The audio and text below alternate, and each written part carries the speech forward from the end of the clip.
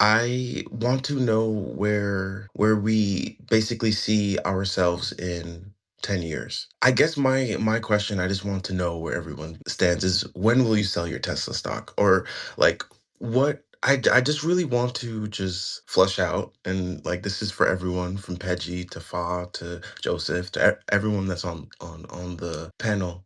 Where does this end? Like, where is the 10-year trajectory going? And I mean, other than like optimism, like I'm just trying to speak on like a bigger level. So if you guys could let me know. My personal opinion, I'm not. My kid is actually going to be selling my Tesla stock when the time comes, because a lot of my investment into Tesla is in my son's account, and it continues to grow, and I'm just very thankful for that. Look, I think that what would be really nice, and if I get a chance to go to the shareholders meeting next year, one of the things I want to ask Elon is he talks about the age of abundance. So I want to see, in his opinion, what a 5-year timeline looks like, and then what a 10-year timeline looks like. Now, if I were to speculate, I would say that we live in an age where we know that robo taxis are going to be driving people around. There's not going to be any more resistance, because in every inflection point in history, as we kind of see with, the internet, smartphones, there's always resistance in the beginning, but eventually people will comply. But at the same time, it's like you want somebody like Elon that's going to be able to make sure things are done for humanity and done ethically. The one thing that I think we got to keep in mind too is that the types of jobs that are going to be available in this age of abundance, if at all, right, is that in the beginning it'll probably be jobs that are complementary to what AI and the robotics team or the robotics fleet is doing. And then the second thing is that there will be so much production being done that the need for work and the need to make money is going to be so different. And it's interesting because, like, you kind of think to yourself, is where's Bitcoin going to be in 10 years? Where's Ethereum going to be in 10 years? What is stablecoin adoption going to look like in 5 to 10 years, and things like that as well?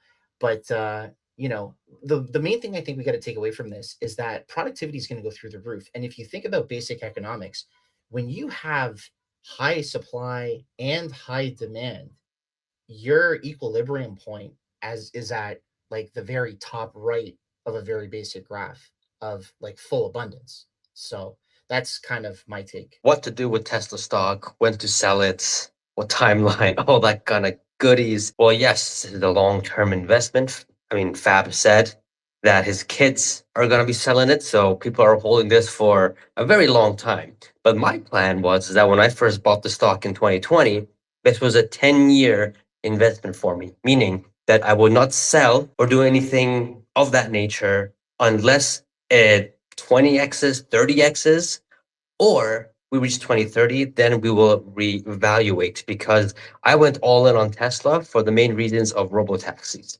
Nothing to do with energy, nothing to do with Optimus. In fact, in 2020, Optimus wasn't even a thing for Tesla. So it didn't even exist back then. So now that we have all these things coming, and depending on what the 2030s are going to look like, I'll say this right now. If Tesla decides for some reason to give out some sort of a dividend in the 2030s, I would not sell any stock. I'll tell you that right now. I mean, most people say, "Oh no, I'm selling because Tesla's dead because they're going to stop innovating." No, not really. I mean, if they're pumping out cash, if they're pumping out products, and a lot of people are saying there's a next thing, a next product after Optimus. I don't even know what that thing's going to be. I know Joseph and I, we talk about this on the podcast. I don't even know.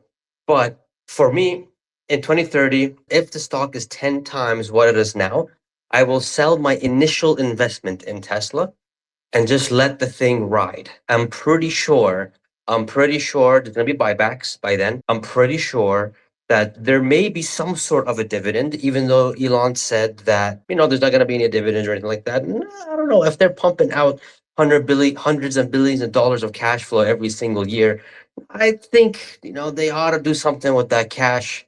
And I think dividends will be part of that, and a lot of buybacks, of course. Other than that, seeing where the world's going to be in 10 years, if or when, I guess, we see humanoid robots in every single sector, then there's no reason for you to ever sell this thing. You know what I mean? So that's my take on it. So, Pejjy, I do agree with you in part. After the shareholder meeting this year, I decided I will never sell my Tesla shares, and I will explain to you why. I believe, okay, Elon has made many statements about how the robots must be safe. And if you think about the economics of Tesla making these robots, and if you listen to what he said the cost to make them will be $20,000. He did not float a possible cost to purchase them, nor did he even speak about anybody purchasing them. I suspect Tesla will retain ownership of all the robots. We will never buy an Optimus robot. Nobody will. Manufacturers will not buy them. Retail will not buy them. Tesla will own all of the robots. They will lease them to you at a very low cost. We are seeing this with Robotaxi. I also think he will not sell Robotaxi at all. Tesla will control the entire Robotaxi network. It will be very low cost, but it'll be high volume. So Tesla is going to make an incredible amount of profit. Okay. So there will come a time, I believe, where we will get dividends as shareholders.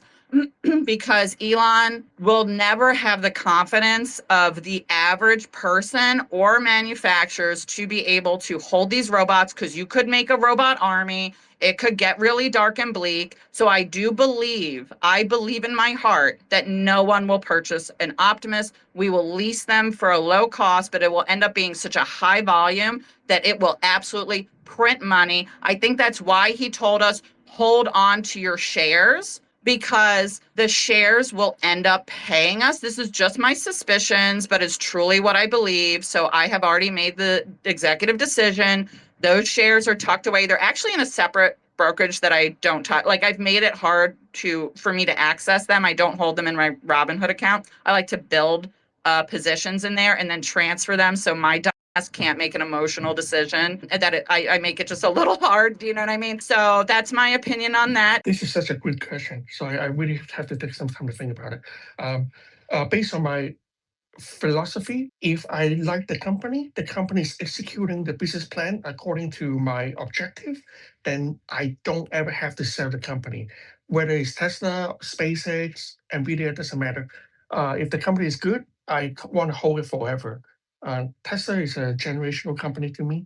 So right now, my goal is not to have to sell any share at all unless I need that money to live off of, daily spending, etc.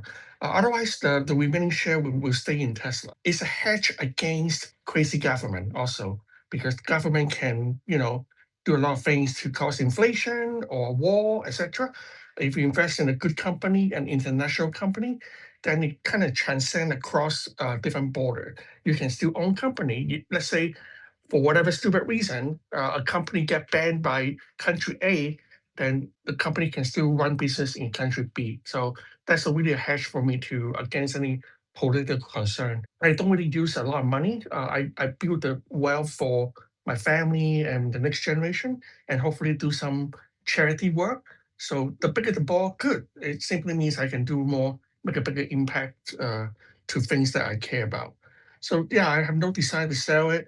I also believe that in next 5 years, most likely Tesla will not pay dividend, because all the money they make from robotaxi and the cars will roll into the Optimus robot business, because it's very capital intensive to build hundreds of millions of robots. So I believe we just have to keep rolling the money into the next timeline. I can't even think of a bigger product than Optimus, really, because the next, whatever product is going to be, it's going to be manufactured by robot themselves. Staying in Tesla is a very smart thing to do to me. So I will just keep on holding on to it. I'm definitely long holding as well. But I wanted to my investment in Tesla is because of my family's future for sure. But actually, like short term, and I will say short term as in like the next couple of 3 years, I'm anticipating that the world will go through an enormous transformation. And actually, we're sitting on top of that transformation, being involved with this company as shareholders, some of us working for the company, etc. My prediction is that within the next even already now, we can sense that there is a talk about AI taking over jobs. It's going on. It's bubbling underneath. it's going to happen, and it's going to happen. And we talked about this in a couple of the sessions before, like physical AI. When it comes, the first one will be robotaxi. It will replace a lot of jobs.